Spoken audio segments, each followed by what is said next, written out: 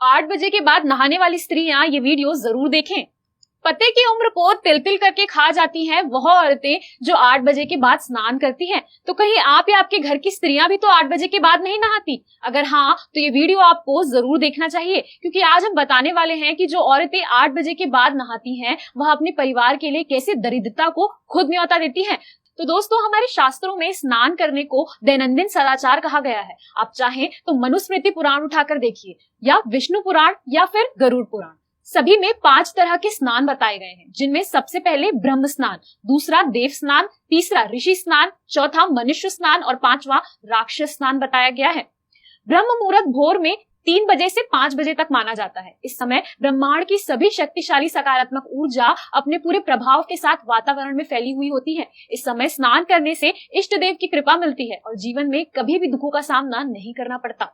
इसके बाद जो लोग सूर्योदय होने के बाद 5 बजे से 6 बजे के बीच किसी नदी में या फिर अपने घर में ही हर हर गंगे या किसी और नदी का नाम लेते हुए स्नान करते हैं, उसे देवों का स्नान माना जाता है। ऐसा करने से जीवन की सभी समस्याएं दूर हो जाती हैं। इसके बाद जब तक आकाश में सूर्योदय नहीं होता, केवल तारे ही दिखाई देते हैं, उस समय के स्नान को ऋषि स्नान माना जाता है। और जो लोग सुबह 6 से 8 बजे के बीच में स्नान करते हैं, उसे मानव स्नान माना जाता है।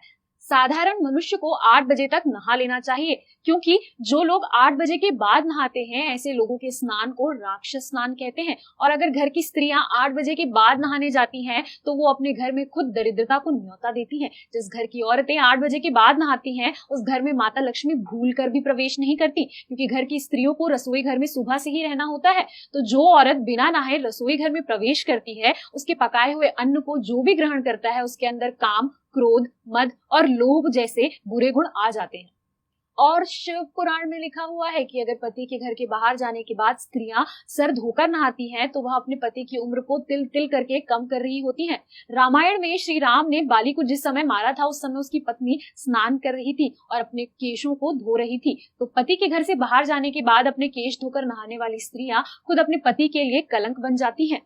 स्त्रियों को ध्यान रखना चाहिए कि वह घर की लक्ष्मी है और उन्हें सुबह सबसे पहले ब्रह्म मुहूर्त में उठकर स्नान करना चाहिए। अगर आप ब्रह्म मुहूर्त में स्नान नहीं कर पाती, तो कोशिश करिए कि आप कम से कम 8 बजे तक स्नान कर ही लें, क्योंकि इसके बाद किया हुआ स्नान आपके परिवार को बर्बाद कर देता है। क्योंकि अगर स्त्री के मन में राक्षस प्रवृत्ति के भाव आ जाएंगे, तो पूरा परिवार वैसा ही हो जाएगा और ऐसे परिवारों की सुख समृद्धि नष्ट होने से कोई नहीं रोक सकता।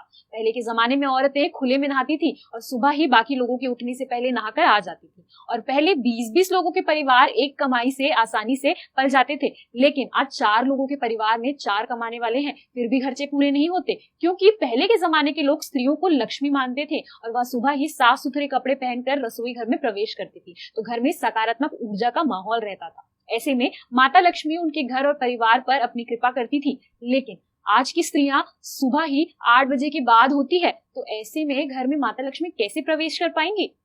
तो शिव पुराण कहता है कि घर की स्त्रियों को सुबह 8 बजे से पहले स्नान कर लेना चाहिए। ऐसा करने से उनके पति की उम्र बढ़ती है और वह अपने घर में बचत और बरकत दोनों का साधन बनती है।